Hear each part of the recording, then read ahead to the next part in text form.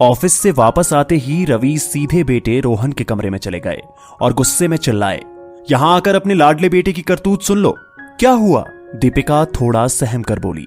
रवि का गुस्सा ऐसा ही है, जोर जोर से चीखना चिल्लाना और गुस्से में किसी को भी कुछ भी कह देना। दीपिका सोच रही थी कि पता नहीं आज क्या हो गया है। ये सोचते हुए वो रोहन के कमरे में गई तो रवि रोहन को घूरते हुए पूछ रहे थे, क्या हुआ था आज स्कूल में? दीपिका के चेहरे पर थोड़ी उलझन थी। उसने एक बार रोहन को देखा और फिर रवि की ओर पलटकर बोली, क्या हुआ है? क्यों इतने नाराज हो? क्या किया है इसने? अपने लाडले से ही पूछो, क्या किया है इसने?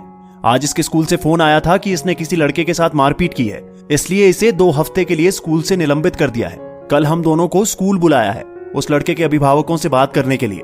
ये सुनकर दीपिका हैरान रह गई, क्योंकि रोहन बहुत ही शांत स्वभाव का बच्चा था और किसी को मारना पीटना उसके स्वभाव में नहीं था।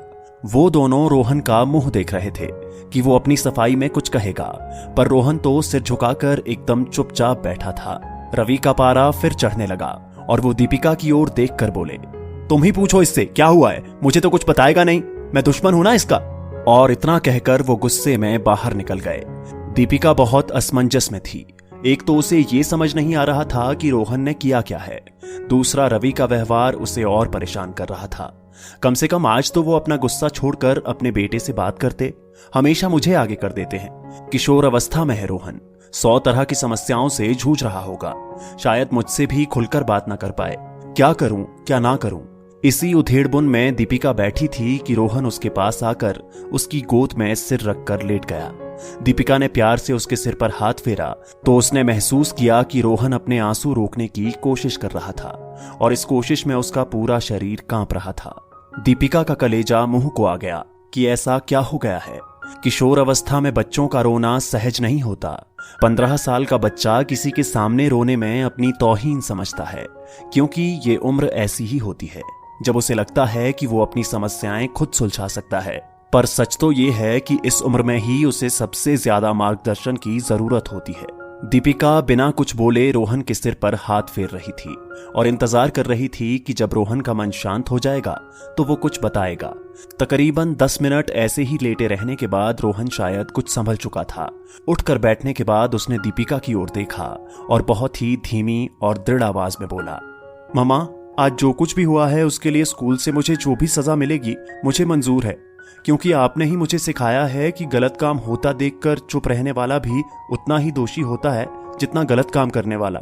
ये कहकर उसने एकदम नपे तुले शब्दों में दीपिका को बताया कि आज स्कूल में स्पोर्ट्स पीरियड खत्म होने पर मेरी दोस्त आकांक्षा कपड़े बदलने गई तो सुदीप ने, जो कि पहले भी आकांक्षा को परेशान करता रहता है, खिड़की के झरोखे से उसकी वीडियो बनाने की कोशिश की। मैंने और मेरे दोस्तों ने उसे पकड़ लिया और उसका फोन छीनकर हमने वो वीडियो डिलीट कर दी। इसी छीना झपटी में सुदीप के चोट लग गई। हमने इस बारे में किसी से शिकायत नहीं की, क्योंकि आकांक्षा ने हमसे वादा लिया था कि इस सब के बीच उसका नाम ना आए, नहीं तो उसे ही स्पोर्ट्स से अपना नाम वापस लेना पड़ेगा, क्योंकि लड़कियों की गलती निकालना बहुत आसान होता है। लेकिन सुदीप ने हमारी शिकायत कर दी, क्योंकि वो वीडियो तो डिलीट हो चुका है और हमारे पास कोई सबूत नहीं है।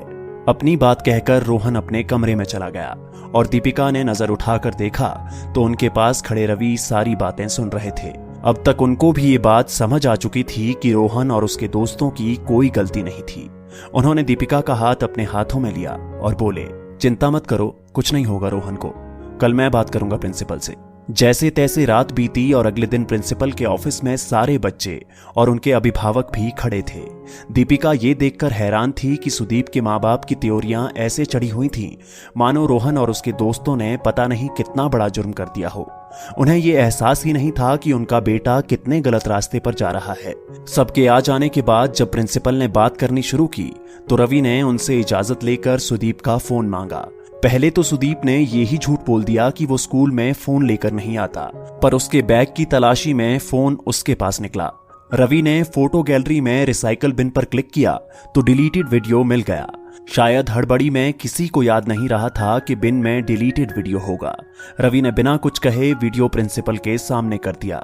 इसके बाद कुछ भी कहने सुनने की जरूरत नहीं पड़ी। प्रिंसिपल ने सुदीप को इस हरकत के लिए स्कूल से निलंबित कर दिया और रवि और उसके दोस्तों को शाबाशी दी कि इतना होने के बाद भी उन्होंने आकांक्षा का नाम सबके सामने नहीं लिया था। उन्होंने रवि और दीपिका को कहा कि आप लोगों ने अपने बच्चों को लड़कियों की इज्जत करना और गलत काम का विरोध करना सिखाया है। इसके लिए आप सब बधाई के पात्र हैं। ये सुनकर रोहन और उसके दोस्तों के माँ बाप के चेहरों पर गर्व भरी मुस्कान आ गई और सुदीप के माता पिता ने अपना चेहरा झुका लिया। ये देखकर दीपिका उनके पास आई और उनसे बोली कि सब माँ बाप अपने बच्चों को अच्छे संस्कार ही देना चाहते हैं, पर आजकल का माहौल ऐसा है कि बच्चों के बिगड़ने में वक्त नहीं लगता, इसलिए हमें ही उनकी गतिविधियों पर ध्यान देना होगा। हमारे समाज में ये एक आम सोच है कि अगर हमारा लड़का है तो हमें क्या चिंता, जबकि लड़कों के माँ बाप होने की वजह से हमारी जिम्मेदारी और भी बढ़ जाती है। ये हमारा काम है कि हम उन्हें बताएं कि लड़की चाहे हमारे परिवार में हो या बाहर, उसकी इज्जत करना उनकी अपनी परवरिश को दर्शाता है। दोस्तों, आपकी इस वीडियो के बारे में क्या राय है नीचे कमेंट करके जरूर बताइएगा। और अगर आपको ये वीडियो पसंद आए तो इस वीडियो को लाइक करिएगा, शेयर करिएगा ज्यादा से ज्यादा लोगों तक, और ऐसे ही और भी इंस्पिरेशनल वीडियो के लिए सब्सक्राइब करें हमारे YouTube चैनल को और Facebook पर फॉलो करें हमारे पेज को। धन्यवाद।